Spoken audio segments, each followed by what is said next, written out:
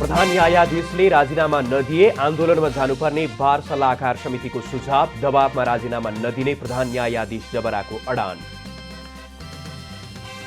परमादेश जारी गर्ने 5 न्यायाधीशले राजीनामा दिनुपर्ने एमाले अध्यक्ष ओलीको भनाई, अदालतलाई मर्यादित बनाउन आग्रह। मङ्सिरभित्र महाधिवेशन सम्पन्न हुने गरी कार्यतालिका बनाउन कङ्ग्रेस सभापति देउबाको निर्देशन, तत्काल केन्द्रीय कार्यसमितिको बैठक बोलाउन पौडेल पक्षको माग। पश्चिमी मुलुकका राजदूतलाई देश निकाल्ने आदेश टर्कीद्वारा फिर्ता, राजदूतहरूले आन्तरिक मामिलामा हस्तक्षेप नगर्ने भनेपछि आदेश फिर्ता लिएको राष्ट्रपतिको भनाई। र उपमेयर कप राष्ट्रिय महिला लिग छनौट प्रतियोगितामा भक्तपुर विजयी, पुतली बजार 8-1 गोल अन्तरले पराजित।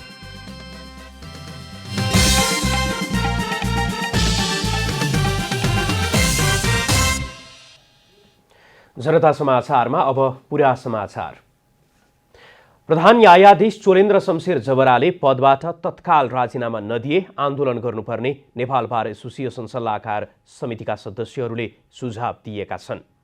प्रधान न्यायाधीश जबराले राजीनामा नदिए सुरुमा सर्वोच्च अदालतमा र क्रमशः देशभर आन्दोलन गर्नुपर्ने बार सल्लाहकार समिति सदस्यहरूको मत छ। नेपाल बार एसोसिएसनका सल्लाहकारहरूले प्रधान न्यायाधीश चोलेन्द्र शमशेर जबराले अविलम्ब राजीनामा दिनुपर्ने मत राखेका छन्। बार सल्लाहकार समितिको मंगलबार बसेको बैठकले प्रधान न्यायाधीशले राजीनामा नगरे आन्दोलनका कार्यक्रम घोषणा गर्न बारलाई सुझाव दिएको अधिवक्ता टीकाराम भट्टराईले जानकारी दिनुभयो। बैठकमा उपस्थित 37 मध्ये 36 जनाले प्रधान न्यायाधीश जबराले तत्काल राजीनामा दिनै पर्ने र राजीनामा नदिए सुरुमा सर्वोच्च अदालतमा र क्रमशः देशभर आन्दोलन गर्नुपर्ने बार सल्लाहकार समिति सदस्यहरूको सुझाव छ। उहाँले आफ्ना सहकर्मीहरूको पनि विश्वास जित्न सक्नु भएन, न्यायपालिकाको गरिमा र प्रतिष्ठा पनि उहाँले गिराउनु भयो।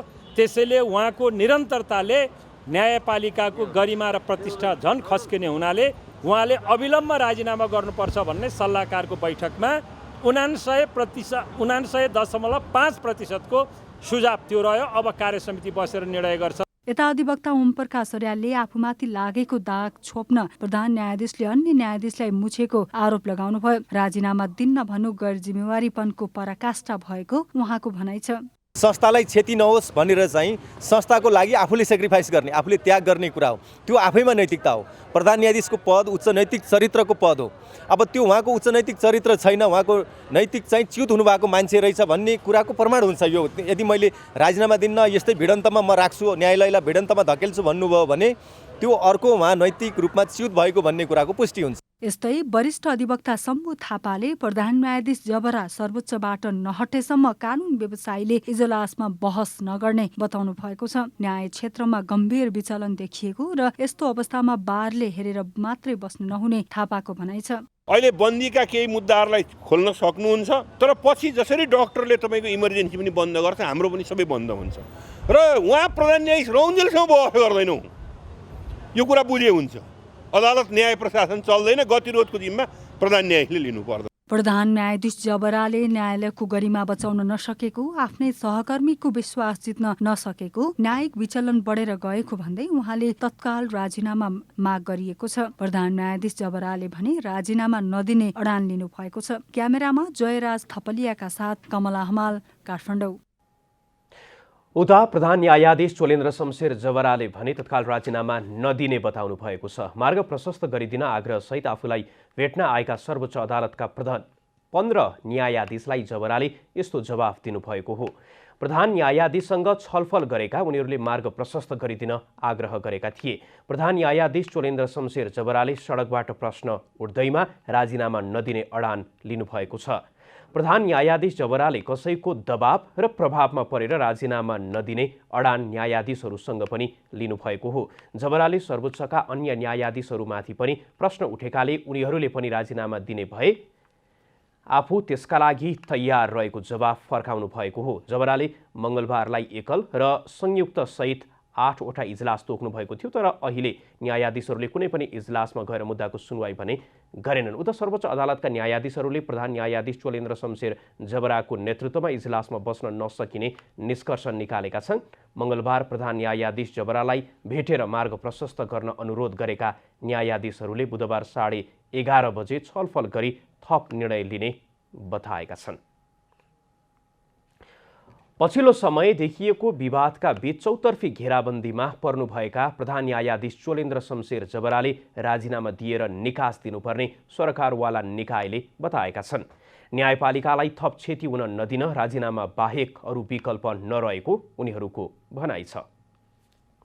मंगलबार नेपाल पत्रकार महासंघले आयोजना गरेको छलफलमा सहभागी नागरिक समाज, पत्रकार र कानूनविदले न्यायालयमा उत्पन्न विवाद समाधानका लागि प्रधान न्यायाधीशले राजीनामा दिनुपर्ने निष्कर्ष निकालेका छन्। न्याय क्षेत्रमा देखिएको विकृतिको प्रमुख कारण न्यायपालिकामा गरिएको राजनीतिक भागभण्डा र प्रभाव भएको भन्दै न्यायपालिका सुधार्नका लागि राजनैतिक दल पनि मुख्य कारक रहेको सरकारवालाले सुझाएका छन्। न्यायपालिकामा राजनीतिक प्रभाव निषेध गर्नका लागि सम्पूर्ण न्यायिक संरचना सुधारको आवश्यकता रहेको औल्याएका हुन्। प्रधान न्यायाधीश जबरा संविधान पालना गर्न र न्यायिक आचरण निर्वाह गर्न चुकिसकेकाले राजीनामाको विकल्प नभएको संविधानविद डाक्टर भीमार्जुन आचार्यको भनाइ छ।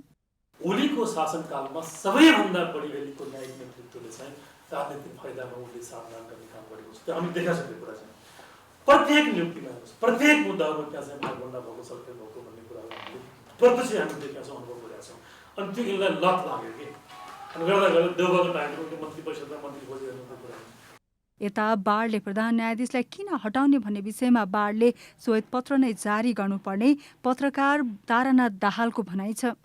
कि सभामुखले अहिले नागरिक समाजलाई, पत्रकार महासंघलाई, बार एसोसिएसनलाई यस्ता दुनियाँलाई भन्नुभएको छ त हाउसलाई सञ्चालन गर्न, उहाँ किन जवाबदेहिता लिनुहुन्न? हाउसको लिडर भनेको जहिले पनि सभामुख हो। हाउसलाई चलाउन नसक्ने सभामुख हुने उहाँले छोड्नुपर्छ। जसरी जुडिसियरी अहिले चोलेन्द्र शमशेरले गर्दा जुडिसियरी कोल्याप्स हो, त्यसै गरी अग्नि सापकोटाले गर्दा पार्लियामेन्ट कोल्याप्स हुने, पार्लियामेन्ट निरर्थक हुने। पार्लियामेन्ट जब चाहिँ फङ्सनलेस हुन्छ, हाम्रा सारा लोकतन्त्र कसरी अगाडि बढ्छ?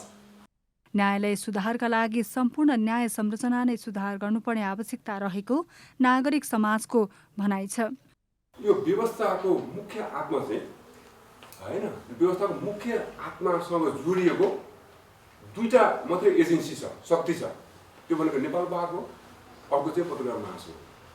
यो दुईटा चाहिँ एजेन्सी हो, शक्ति हो। हिजोको अनुभव लिने हो भने र यो दुईटा शक्ति मात्रै आफूमा सक्रिय पूर्जाको रूपमा काम गर्न सक्यो भने एउटा नागरिक आन्दोलन चाहिँ सधैँ नै जीवित रहिरहन्छ।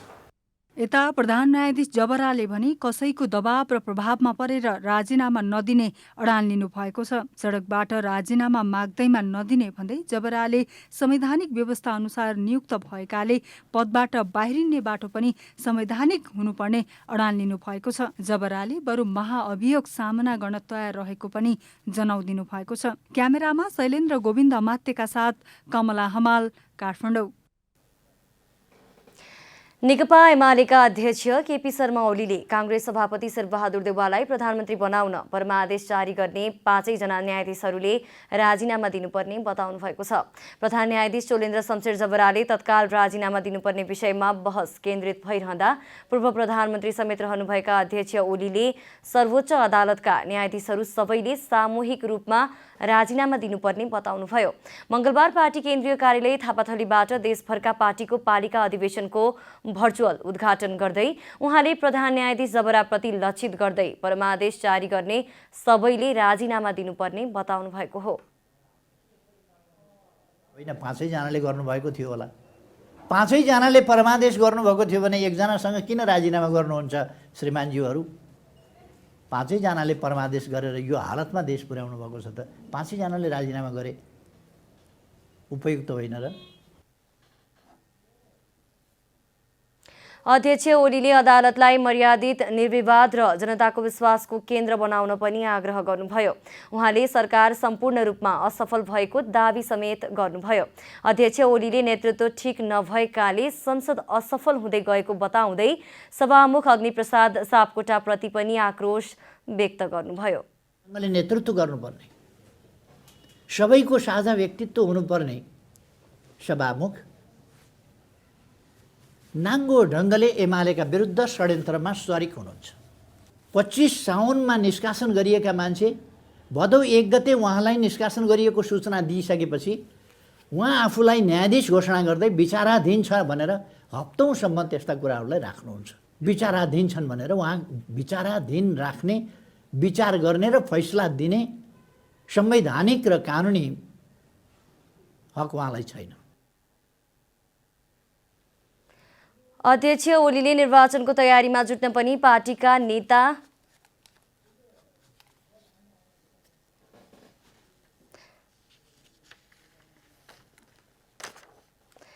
कार्यकर्तालाई निर्देशन दिनुभयो। लोकतन्त्र र संविधानको रक्षा गर्दै मुलुकलाई समृद्ध बनाउन एमाले 3वटै तहको निर्वाचनमा विजयी हुनुपर्ने अवस्था रहेको उल्लेख गर्दै उहाँले सोही अनुसारको तयारीमा जुट्न पनि सिङ्गो पार्टी पंक्तिलाई आह्वान गर्नुभयो।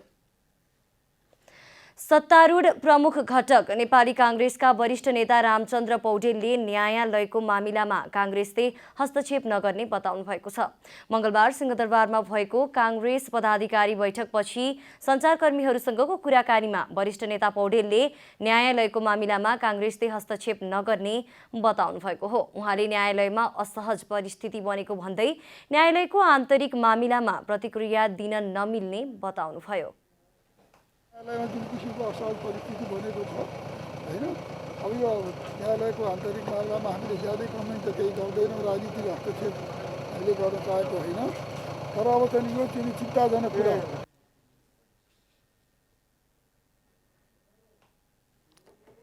वरिष्ठ नेता पौडेलले प्रधान न्यायाधीशको बारेमा पार्टीलाई चिन्ता रहेको बताउनुभयो। प्रधानमन्त्री शेरबहादुर देउवाले मन्त्री परिषद गठन गर्दा प्रधान न्यायाधीश चोलेन्द्र शमशेर जबराले आफ्ना जेठान गजेन्द्र हमाललाई मन्त्री बनाएको आरोप लागेसँगै न्यायालयमा अहिले प्रधान न्यायाधीश चोलेन्द्र शमशेर जबराले आफ्ना प्रधान न्यायाधीश राणाको बारेमा चर्को बहस चलिरहेको छ। सर्वोच्च अदालतमा न्यायाधीशहरूले प्रधान न्यायाधीश जबराले राजीनामा दिनुपर्ने माग गरिरहेका छन्। प्रधानमन्त्री एवं नेपाली कांग्रेसका सभापति शेरबहादुर देउवाले मङ्सिरभित्र सम्पन्न हुने गरी 14औं महाधिवेशनको कार्यतालिका बनाउन पार्टीको निर्वाचन समितिलाई निर्देशन दिनुभएको छ। मंगलबार सिंहदरबार स्थित पार्टी संसदीय दलको कार्यालयमा पार्टीका पदाधिकारी, पूर्व पदाधिकारी र निर्वाचन समितिका सदस्यहरूबीचको छलफलमा बोल्दै सभापति देउवाले निर्वाचन समितिलाई मङ्सिरभित्र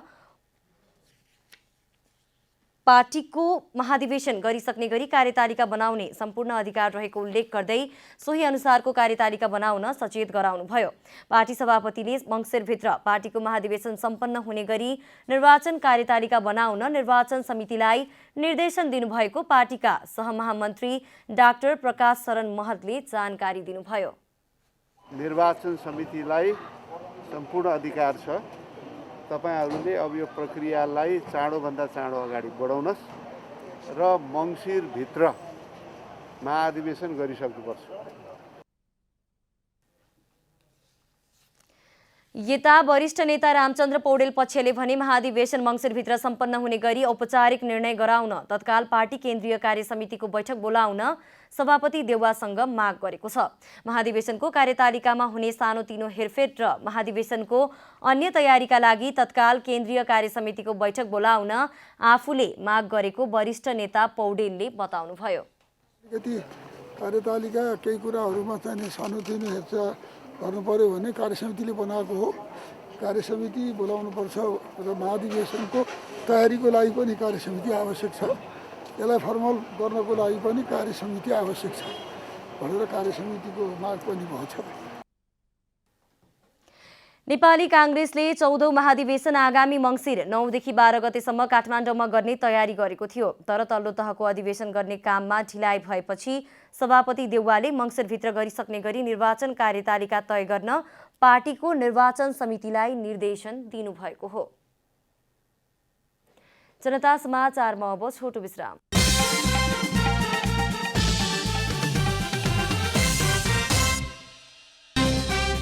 प्रधान न्यायाधीशले राजीनामा नदिए आन्दोलनमा जानुपर्ने बार सल्लाहकार समितिको सुझाव, दबावमा राजीनामा नदिने प्रधान न्यायाधीश जबराको अडान। परमादेश जारी गर्ने 5 न्यायाधीशले राजीनामा दिनुपर्ने एमाले अध्यक्ष ओलीको भनाई, अदालतलाई मर्यादित बनाउन आग्रह।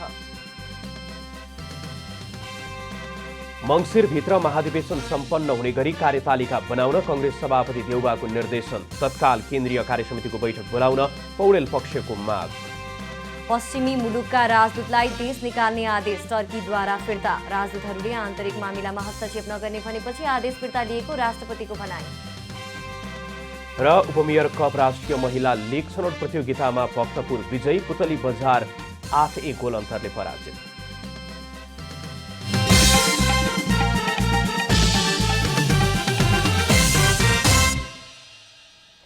जनता समाचारमा अब थप समाचार।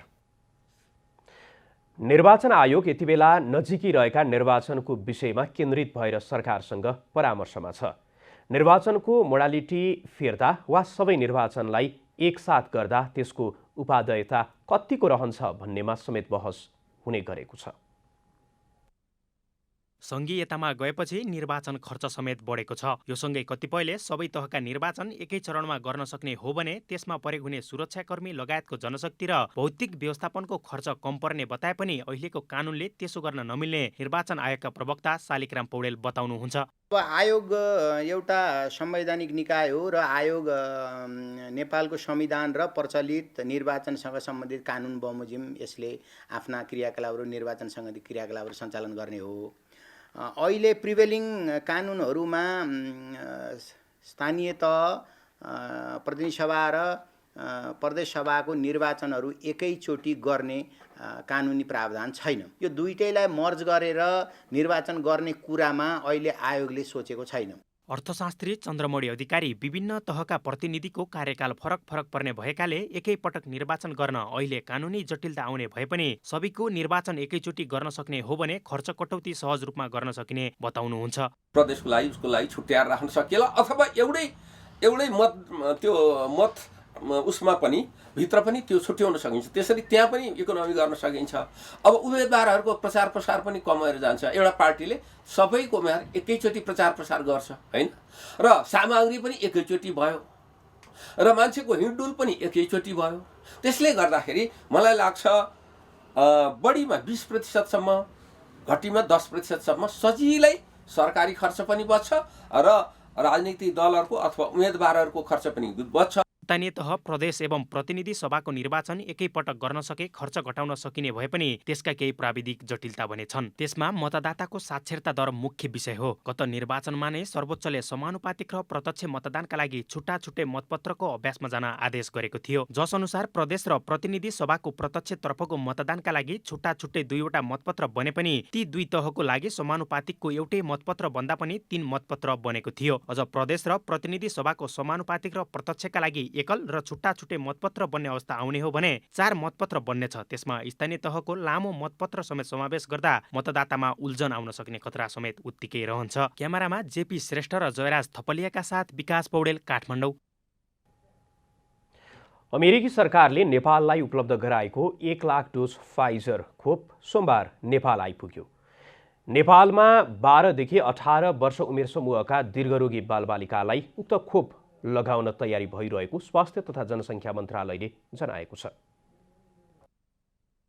अमेरिकी सरकारले नेपाललाई उपलब्ध गराएको 1,620 डोज फाइजर खोप सोमबार नेपाल आइपुगेको छ। अमेरिकाको फाइजर र जर्मनीको बायोनटेक कम्पनीले यो खोप संयुक्त रूपमा निर्माण गरेका हुन्। फाइजर खोप कोरोना विरुद्ध नेपालमा प्रयोग हुने चौथो खोप हुनेछ। नेपालमा यसअघि एस्ट्राजेनेका, भेरोसेल र जोन्सन एन्ड जोन्सन खोप प्रयोगमा आइसकेको छ। सरकारले प्राप्त गरेको कोरोना विरुद्धको फाइजर खोप कार्तिक अन्तिमबाट लगाउने तयारी गरेको छ। अमेरिकामा सो खोप 5 वर्ष माथिका बालबालिकालाई लगाए पनि नेपालमा भने 12 देखि 18 वर्ष उमेर समूहका दीर्घरोगी बालबालिकालाई लगाइने स्वास्थ्य तथा जनसङ्ख्या मन्त्रालयले जनाएको छ। खोप -70 डिग्री सेल्सियस तापमानमा भण्डारण गर्नुपर्ने र नेपालमा यस्तो प्रविधि नहुनाले अलि कठिनाइ हुने स्वास्थ्य अधिकारीहरूको भनाइ छ। नयाँ टेक्नोलोजीमा आधारित छ र मेसेन्जर आरएनए भ्याक्सिन पनि भन्ने गरिएको छ, जुन मोडर्ना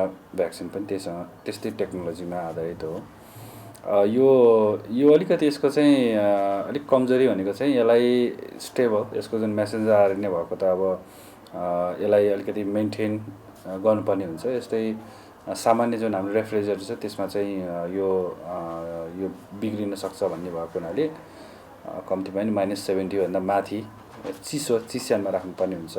अरूभन्दा भिन्न किसिमको यो खोप नेपालमा प्रभावकारी हुने चिकित्सकको धारणा छ। उपत्यकाका बालबालिकाहरूले सहजै यो खोप पाए पनि उपत्यका भन्दा बाहिर बस्ने बालबालिकाहरूले खोप नपाउने हो कि भन्ने चिन्ता देखिएको छ। जुन चिस्यान चाहिन्छ त्यो -70 भन्दा बढी चाहियो। यसको मतलब त्यो सबै फ्रिजरहरू चाहिँ त्यहाँसम्म पुर्याउन सक्ने नसक्ने भन्ने कुराहरू आफ्नो ठाउँमा छँदैछ र यो चाहिँ खालि गएर यो सहरी इलाकामा मात्र केन्द्रित हुने हो कि अरू ठाउँमा बालबालिकाले नपाउने कि भन्ने मात्र मेरो एउटा त्यो खालको चाहिँ जिज्ञासा मनमा छ होइन। नपाउने हो कि किनभने उनीहरू पनि उत्तिकै चाहिँ पाउनु पर्छ भन्ने त हो नि। खोप लगाएका व्यक्तिहरूमा कोभिड-19 संक्रमण पुष्टि भए पनि जोखिम कम हुने हुँदा सबैलाई ढुक्क भएर खोप लगाउन चिकित्सकहरूको सुझाव छ। क्यामेरामा शैलेन्द्र गोविन्द अमात्यका साथमा अस्मिता तिवारी, काठमाडौँ। नवनियुक्त युवा तथा खेलकुद मन्त्री महेश्वर जङ गहतराजलाई राष्ट्रिय तथा अन्तर्राष्ट्रिय खेलाडी सङ्घले आज आफ्नो सेवा सुविधा निश्चित गर्नका लागि ज्ञापन पत्र बुझाएका छन्। एनएनआइपिए अध्यक्ष दीपक श्रेष्ठको नेतृत्वमा आज युवा तथा खेलकुद मन्त्रालयको कार्यालयमा पुगेर मन्त्रीलाई ज्ञापन पत्र बुझाइएको हो। एनएनआइपिएले राष्ट्रका लागि खेल खेलेका ओलम्पियन तथा पदाधिकारीलाई सरकारले दिँदै आएको सेवा सुविधालाई निरन्तरता दिन ज्ञापन पत्रबाट ध्यानाकर्षण गराएको हो। ज्ञापन पत्र बुझाउने क्रममा ओलम्पियन दीपक बिष्टले सम्मानित तरिकाले दिँदै आएको सेवालाई निरन्तरता दिन आग्रह गर्नुभयो। उहाँले मन्त्री र सदस्य सचिव फेरिए पनि खेलाडी र ओलम्पियनका लागि बनेको फाइल अन्तिम चरणमा पुगेको भन्दै समन्वय गरिदिन ओलम्पियन दीपक बिष्टले मन्त्रीलाई आग्रह गर्नुभयो। एउटा मन्त्रालयले आएर सम्मान गरिराख्दाखेरि एउटा परिषदको सदस्य सचिवले आएर सम्मान गरिँदाखेरि अर्को सदस्य सचिवले चाहिँ कटाउन खोज्ने, अर्को ठाउँमा आएर अब भनौँ न यस्ता कुराहरू हुँदै आएको हुनाले हामीले हजुरलाई आफ्ना भएका गुनासा चाहिँ खालि पोख्न मात्रै आएको हो। यो गर्ने नगर्ने काम चाहिँ अब तपाईँहरूको उसमा आएको छ। मलाई लाग्छ धेरै मान्छेसम्म पुगिसकेको अवस्था छ। यो गर्नुपर्छ भनेर मन्त्रालयले अगाडि बढाइसकेको अवस्था छ। यसलाई चाहिँ चाँडोभन्दा चाँडो कागजी रूपमा अगाडि बढाइदिएर हामी सबैलाई चाहिँ सम्मानित तरिकाले सम्मानित गराइदिनु हुन म मन्त्रीज्यूमा एकदमै हार्दिक अनुरोध गरेँ मैले। सङ्घले बुझाएको ज्ञापन पत्रमा विभिन्न 8 बुदागत मागहरू समेटिएको छ। ज्ञापन पत्रमा 9औं बृहत राष्ट्रिय खेलकुद तत्काल गर्नका लागि पहल कदमी गर्नुपर्ने, कोभिड खोप लगाएर खेलाडीको प्रशिक्षण सुरु गर्नुपर्ने, खेलाडी र पूर्व खेलाडीलाई सरकारले सामाजिक सुरक्षा लगायतका विभिन्न माग राखिएको छ। ज्ञापन पत्र बुझेपछि युवा तथा खेलकुद मन्त्री गहतराजले खेलमा जीवन बिताएकाहरूलाई प्रदान गर्दै आएको सेवा सुविधालाई निरन्तरता दिने आश्वासन दिनुभएको छ। खेल खेल्ने बेला एउटा निश्चित प्रतियोगिता राख्दाखेरि राष्ट्रका गौरव बन्यो र त्यसपछि केही दिन ल्याएर 10 दिन 15 दिन 1 महिना 2 महिना कोच गरायो, कोचिङ गर्यो, त्यति बेलासम्म प्रतियोगितासम्म राष्ट्रिय गौरव हुने। त्यसपछि अनि जब खेल समाप्त हुन्छ तिमीहरू त तिम्रा बाबुआमाका छोराछोरी हौ भन्ने हाम्रो स्थिति भयो। मैले अनुभूत त्यो गरेको छु। त्यो प्रश्न मैले एकदम गम्भीर ढङ्गले हाम्रो मन्त्रालयतिर हाम्रो सरकारतिर मैले सोझाइरहेको छु।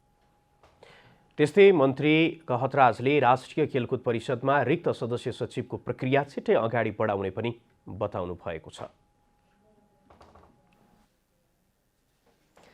ऊर्जा, जलस्रोत तथा सिँचाइ मन्त्री पम्फा भुसालले विद्युतीय यातायातलाई सरकारले बढावा दिने बताउनु भएको छ। मङ्गलबार काठमाडौँमा महिन्द्राद्वारा 8,40,000 को ट्रियो इलेक्ट्रिक अटो सार्वजनिक कार्यक्रममा बोल्दै मन्त्री भुसालले विद्युतीय यातायातलाई सरकारले बढावा दिने बताउनु भएको हो।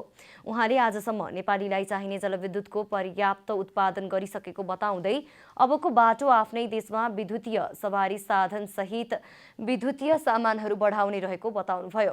मन्त्री भुसालले असन्तुलित अर्थतन्त्रलाई सन्तुलित बनाउन विद्युतीय सवारी साधनहरूले सहयोग गर्ने पनि स्पष्ट पार्नुभयो। विद्युतीय सवारी साधनले रोजगारीमा सहयोग पुग्ने बताउँदै उहाँले विद्युतीय सवारीलाई बढावा दिन अब काठमाडौँ उपत्यकाका सरकारी कार्यालयहरूमा र उपत्यकामा चल्ने सबै सवारी साधनहरूमा विद्युतीय खरिद गर्ने नीति सरकारले ल्याएको बताउनुभयो। यातायातलाई चाहिँ एकदम प्रोत्साहन दिने र नीतिमा छौँ। अब सरकारी कार्यालयहरूमा खरिद गरिने खास गरेर काठमाडौँ उपत्यका र सहरमा चल्ने सबै यातायातका साधनहरू विद्युतीय खरिद गर्ने नीति पनि सरकारले ल्याएको छ। मन्त्री भुसालले सरकार विद्युतीय सवारी साधनलाई स्थापित गर्न सहुलियतका लागि तयार रहेको बताउनुभयो। उहाँले मङ्सिर 1 गतेदेखि 20 युनिटसम्मको बिजुली बाल्नेहरूलाई निशुल्क दिने र डोमेस्टिक कन्जम घटेको महसुल र सिँचाइमा घटेको महसुल लागू हुने बताउनुभयो। गृहमन्त्री बालकृष्ण खाँडले नेपालमा हुने गरेको जातीय विभेदलाई सदाका लागि अन्त्य गर्नुपर्ने बताउनु भएको छ।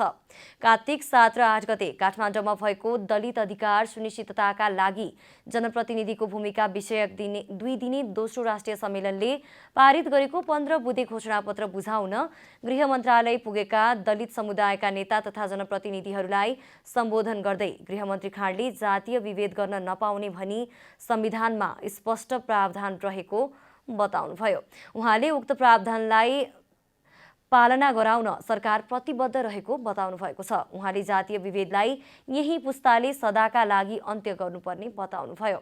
आगामी पुस्ताले जातीय विभेदको विषयमा समय खर्च गर्न नपरोस् भन्ने सबैको मानसिकता रहेको उल्लेख गर्नुभयो।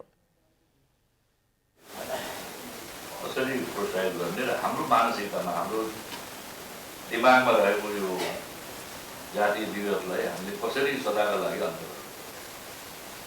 गर्ने हाम्रै पालोमा त्यो सकियो भने चाहिँ धेरै कुरो गर्छ।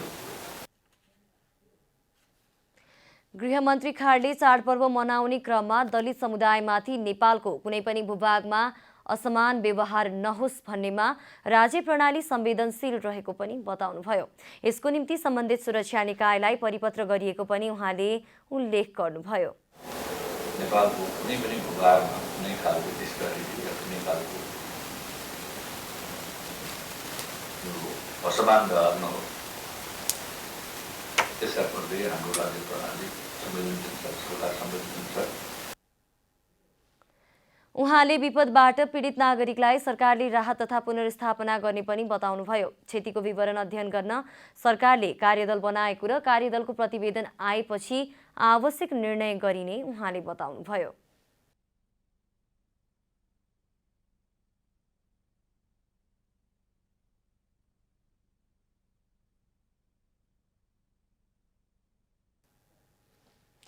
कोरोना भाइरस संक्रमणको जोखिमको कारण रोकिएको गोदावरी पुष्प प्रदर्शनीको 14औं संस्करण आगामी शुक्रबारदेखि हुने भएको छ। लोरी कल्चर एसोसिएसन नेपालको आयोजनामा गोदावरी पुष्प प्रदर्शनीको 14औं संस्करण आगामी शुक्रबारदेखि ललितपुरको जावलाखेल मैदानमा हुने भएको हो। एसोसिएसनले मंगलबार काठमाडौँमा पत्रकार सम्मेलन गरी प्रदर्शनीको सबै तयारी पूरा भएको बताएको छ। प्रदर्शनीमा 44 वटा व्यावसायिक र 4 वटा सूचनामूलक गरी 48 वटा स्टल राखिने एसोसिएसनले जनाएको छ। प्रदर्शनीमा नेपालमा विगत केही वर्षदेखि नै व्यावसायिक उत्पादन हुँदै आएका विविध जातका गोदावरी फूल बिरुवाका साथै यस वर्ष भित्रिएका गोदावरी फूलका केही नयाँ प्रजातिका फूल बिरुवाहरूको समेत प्रदर्शनी तथा बिक्री वितरण हुनेछ। यसका साथै यस सिजनमा फुल्ने सयपत्री, मखमली तथा अन्य सिजनल फूल बिरुवाहरूको समेत प्रदर्शनी हुनेछ। 4 दिने मेलामा उत्कृष्ट हुने एक स्टललाई नगद तथा प्रमाणपत्र प्रदान गर्ने समेत एसोसिएसनले जनाएको छ। यस वर्ष विभिन्न विधामा गरिने प्रतिस्पर्धात्मक प्रदर्शनी भने नहुने एसोसिएसनले जनाएको छ।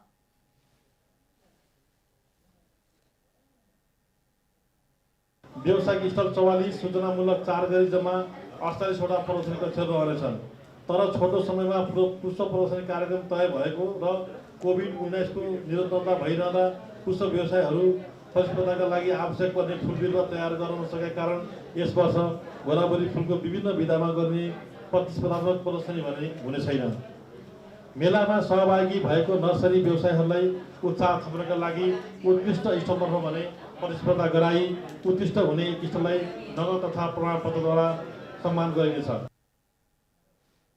हरेक वर्ष तिहार पर्वलाई लक्षित गरी हुने गरिएको गोदावरी पुष्प मेला कोरोना भाइरसका कारण गत वर्ष भने स्थगित गरिएको थियो। एसोसिएसनले यस पटकको प्रदर्शनीमा 50 लाख रुपैयाँको कारोबार हुने आशा गरेको छ। नेपालमा हाल 147 हेक्टर क्षेत्रफलमा व्यावसायिक रूपमा पुष्प खेती हुने गरेको छ। अब आर्थिक समाचार। आर्थिक समाचारका साथमा हुलास भए अरू किन खोज्ने।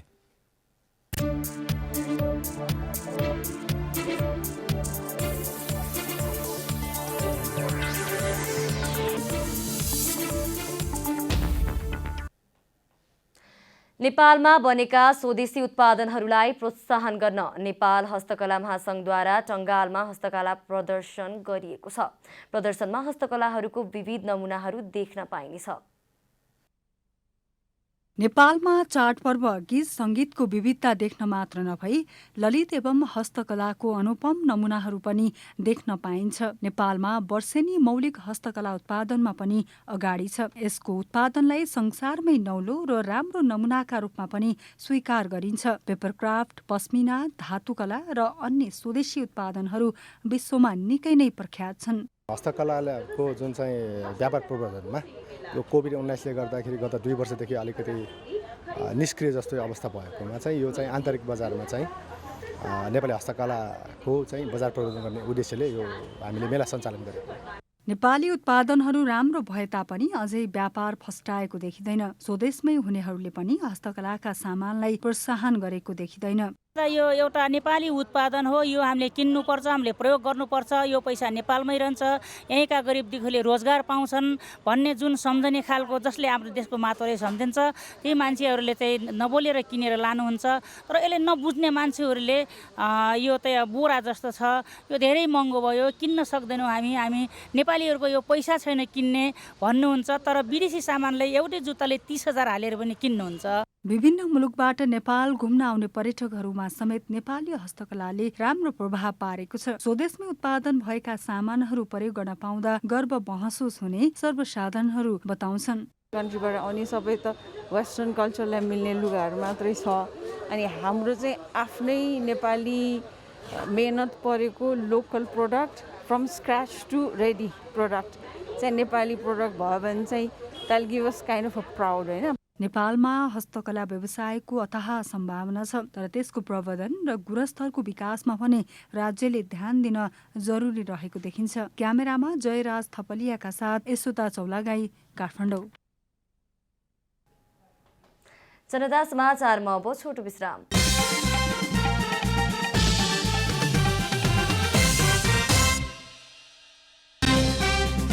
प्रधान न्यायाधीशले राजीनामा नदिए आन्दोलनमा जानुपर्ने बार सल्लाहकार समितिको सुझाव। दबावमा राजीनामा नदिने प्रधान न्यायाधीश जबराको अडान। परमादेश जारी गर्ने 5 न्यायाधीशले राजीनामा दिनुपर्ने एमाले अध्यक्ष ओलीको भनाई। अदालतलाई मर्यादित बनाउन आग्रह। मङ्सिरभित्र महाधिवेशन सम्पन्न हुने गरी कार्यतालिका बनाउन कङ्ग्रेस सभापति देउबाको निर्देशन। तत्काल केन्द्रीय कार्यसमितिको बैठक बोलाउन पौडेल पक्षको माग। पश्चिमी मुलुकका राजदूतलाई देश निकाल्ने आदेश टर्कीद्वारा फिर्ता। राजदूतहरूले आन्तरिक मामिलामा हस्तक्षेप नगर्ने भनेपछि आदेश फिर्ता लिएको राष्ट्रपतिको भनाई। र उपमेयर कप राष्ट्रिय महिला लीग छनौट प्रतियोगितामा भक्तपुर विजयी। पुतली बजार 8-1 गोल अन्तरले पराजय।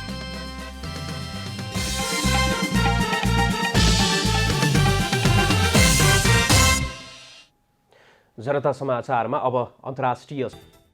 टर्कीका राष्ट्रपति रेसेप तय्यिप एर्दोगानले 10 पश्चिमी मुलुकका राजदूतलाई देश निकाल्ने आदेश फिर्ता लिनु भएको छ। अमेरिका सहितका मुलुकले विज्ञप्ति जारी गर्दै कुनै पनि मुलुकको आन्तरिक मामिलामा राजदूतले हस्तक्षेप गर्न नहुने सम्बन्धी राष्ट्रसङ्घीय महासन्धिको सम्मान गर्ने भनेपछि एर्दोगानले तत्काल राजदूतलाई देश निकाला नगर्ने बताउनु भएको हो। यसअघि एर्दोगानले टर्कीका लागि America, Germany, Canada, Denmark, Finland, France, Netherlands, New Zealand, Norway र स्विडेनका राजदूतलाई देश निकाला गर्ने आदेश दिनुभएको थियो। गत सोमबार ती मुलुकका राजदूतले संयुक्त विज्ञप्ति जारी गर्दै थुनामा रहेका नागरिक अगुवा एवं सामाजिक अभियन्ता उस्मान काबालालाई रिहा गर्न अपील गरेपछि टर्की रुष्ट बनेको थियो।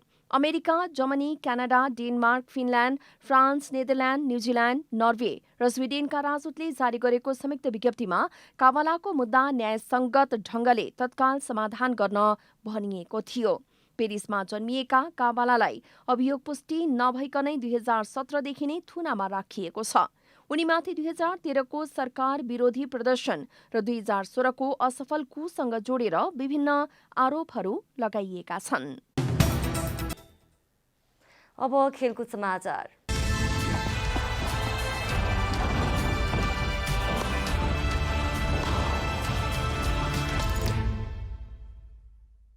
राजधानीमा जारी उपमेयर कप राष्ट्रिय महिला लीग छनौट प्रतियोगितामा भक्तपुर नगरपालिका विजयी भएको छ। ललितपुर स्थित अखिल नेपाल फुटबल संघ एन्फा मुख्यालयको मैदानमा सम्पन्न खेलमा भक्तपुरले पुतली बजार नगरपालिकामाथि 8-1को फराकिलो जित निकाल्दै जारी प्रतियोगितामा पहिलो जित निकालेको हो। भक्तपुरको जितमा कप्तान करुणा परियारले ह्याट्रिक गोल गरिन्। त्यस्तै मनिषा बास्कोटा र सिमरन बस्नेतले 2-2 गोल गरे। अजिता घरती मगरले 1 गोल आफ्नो नाममा लेखाइन्। पुतली बजारकी जोस्निका मरासिनीले 1 गोल फर्काइन्। यस जितसँगै समूह सी को भक्तपुरले प्रतियोगिताको सुखद अन्त्य गरेको छ। यस समूहबाट बाँसगढी नकआउट चरणमा पुगिसकेको छ। 31 टोलीले प्रतिस्पर्धा गरिरहेको प्रतियोगितामा सहभागी टोलीलाई एन्फाले 10 समूहमा विभाजन गरेको छ। प्रतियोगिताको विजेता र उपविजेता टोली महिलाको राष्ट्रिय लिगमा छनौट हुनेछन्। प्रतियोगितामा भोलि 3 खेल हुनेछन्। पहिलो खेल गैंडाकोट र हेटौडा एसएमसी, दोस्रो खेल गोदावरी र पोखरा तथा अन्तिम खेल धनकुटा र धनगढी बीच हुनेछ।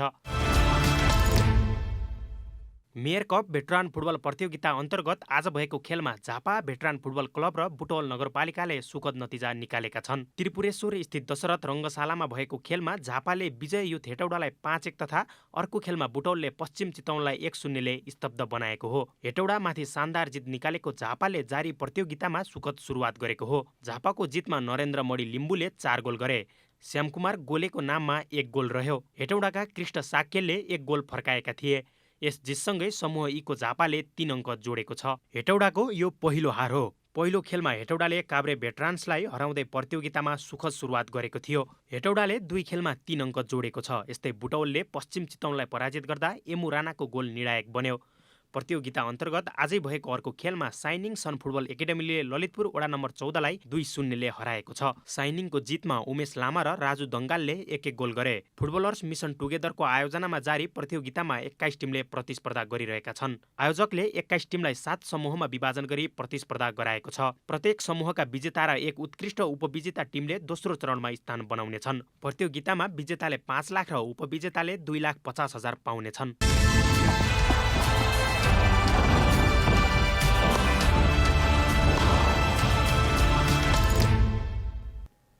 अन्त्यमा आजको डायरी।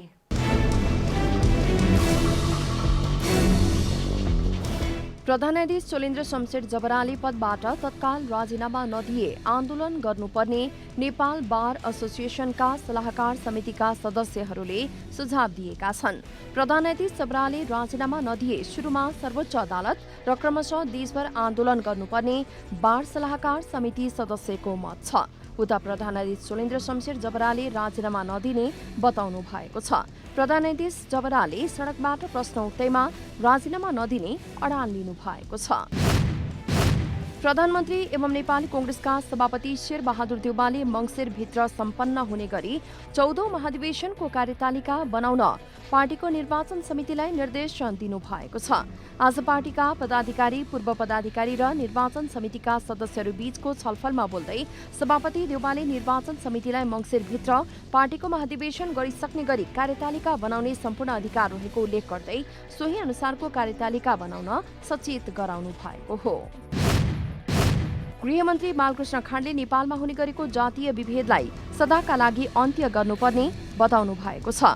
कार्तिक 7 र 8 गते काठमाडौँमा भएको दलित अधिकार सुनिश्चितताका लागि जनप्रतिनिधिको भूमिका विषयक 2 दिने दोस्रो राष्ट्रिय सम्मेलनले पारित गरेको 15 बुँदे घोषणा पत्र बुझाउन गृह मन्त्रालय पुगेका दलित समुदायका नेता तथा जनप्रतिनिधिहरूलाई सम्बोधन गर्दै गृहमन्त्री खाँडले जातीय विभेद गर्न नपाउने भनी संविधानमा स्पष्ट प्रावधान रहेको बताउनुभयो।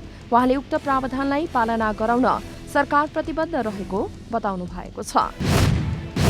टर्कीका राष्ट्रपति रेसेप तय्यप एर्दोगानले 10 पश्चिमी मुलुकका राजदूतलाई देश निकाल्ने आदेश फिर्ता लिनु भएको छ।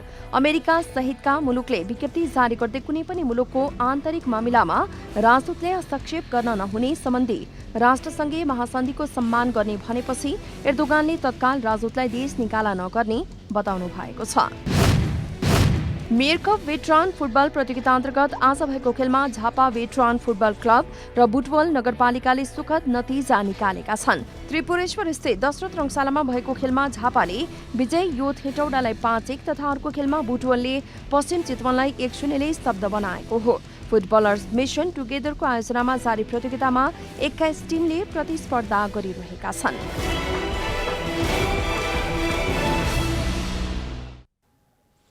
जनता समाचार अहिलेलाई यति नै। जनताद्वारा जनताका लागि प्रसारित जनता टेलिभिजन हेरिरहनुहोस्।